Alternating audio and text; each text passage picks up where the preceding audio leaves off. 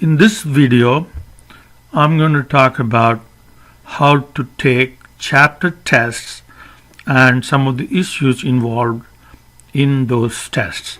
So every week we'll have either two tests, if we cover two chapters in a week, or just one test if we cover just one chapter. Okay. First week 1 and 2 we cover two chapters, so we'll have two tests for each chapter. And like week 3 and 4 we cover only one chapter, so we'll have only one test. If we have two tests, the first one will be due on Thursday night, the second one will be due on Sunday night. If we have only one chapter, it will be due on Sunday night. Now, some of the chapters are a little long, though, so I have broken down the tests into smaller pieces, so you are not required to take the entire test in one session. So especially the week where we cover only one chapter, that's because the chapter is a big chapter. So I have broken those tests down to either 2 or 3 pieces.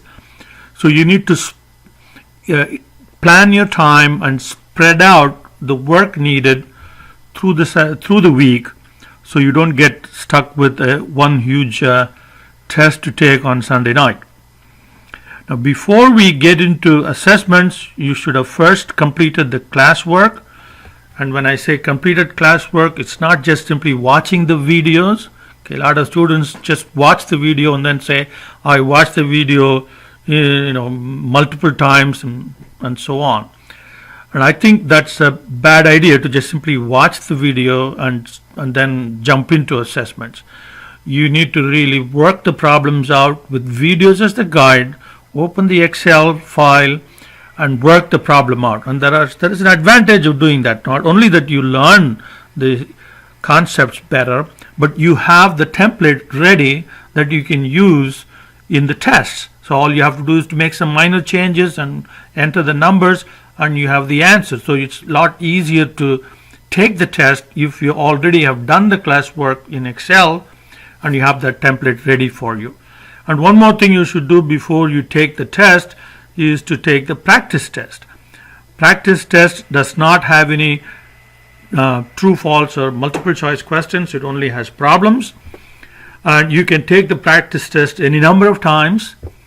And it's optional, which means that whatever grade that you make in the practice test doesn't count for your final grade. It's for practicing what kind of questions you're likely to have in the regular test, so you're prepared for it.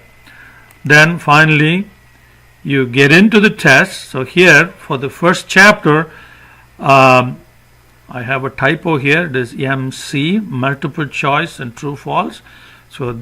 And I have 28 questions here. And then there is a second part for the chapter 1 test. That's problems, and we have 2 questions there. So you can split or you can do the test in 2 different sessions. All right, now when you want to take the test, so you click on the link, okay, and that's going to take you out of the Blackboard environment, because this is based on a module that is outside of Blackboard. So what's going to happen is that when you launch the test and you start taking the test, if you take too long, right, you take a break or something and you go away and come back and continue, you may get logged out of Blackboard, in which case whatever work you do is not going to get populated. Your grade is not going to go back to Blackboard. So you end up having taken the test with no grade recorded. Okay, it's not that big of a problem. Okay, and I'll tell you about that in just a few moments. Let's first get started. So you start the test, and then you have the questions here. Okay, and you answer your questions. Right, I'm going to just simply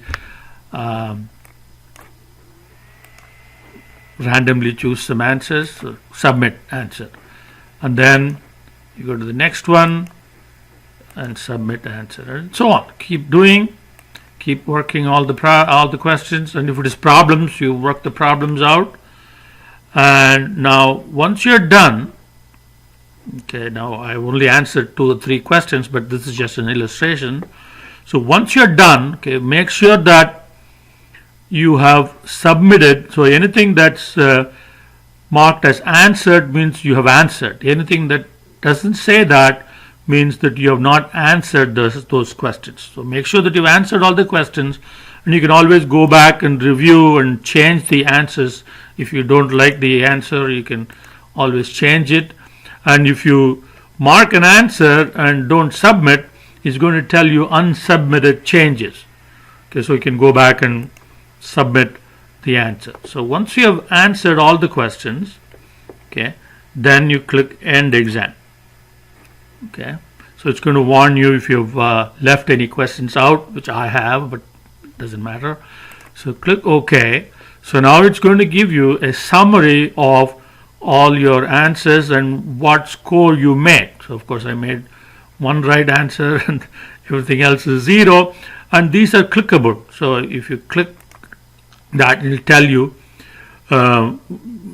which answer you marked and it is wrong. Now go back to results. Right now there is one more thing that you have to do, and this is very important, especially if you get timed out and your score doesn't get populated back, that I just mentioned a few moments ago. And also, if there is any problems, any questions, like you think that your answer is correct but you marked wrong, things like that, and you want me to review, and for that I need this, which is you print these results. This is important. If you don't do this, then I can't help you.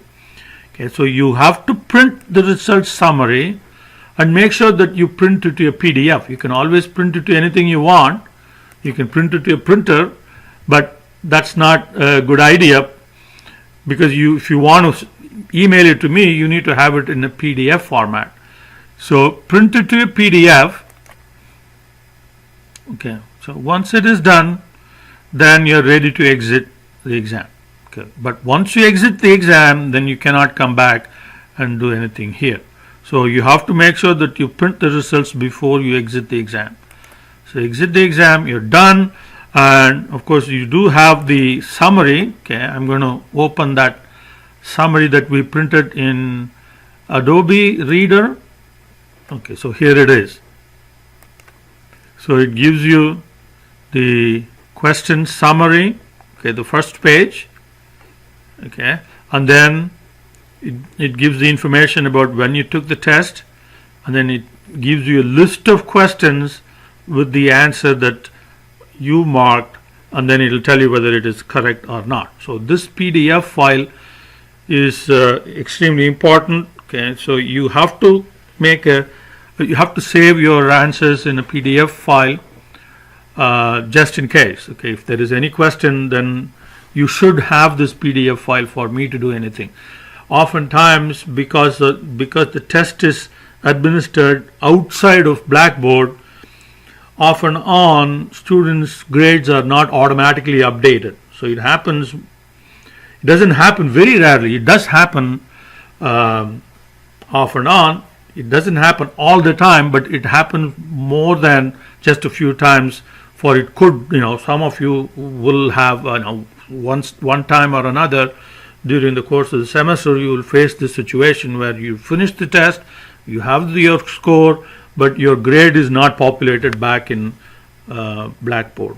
So when such a situation arises, it's very likely that at least a few of you will face this problem during the semester, and at that time you have to send me this PDF file. If you didn't save the PDF file and you don't have this with you, then there is nothing I can do.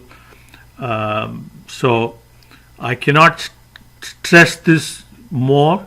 It is extremely important that you must save your summary as a PDF file, so you will have a record of what you did and the grade that you made, so that I can manually then enter in Blackboard. So one last thing before we go.